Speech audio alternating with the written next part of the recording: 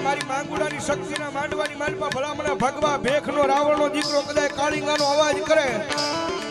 અને આટલા બધા માણાની માલપા જો કદાચ જો મારી મેલડીનો બાણાધારી ભૂવો બેઠો હોય એ મેલડીનો ભૂવો હોય કે મેલડીને હૃદયમાં બેહારી હોય અને સાહેબ જોગીનો દીકરો જો કાળીંગાનો અવાજ કરે અને એની મેલડી દાટી રહે ને તેની તો ભલામણા એની મેલડી પારકા ગામના હિમાડે મેલીને આવ્યો હોય મારી ના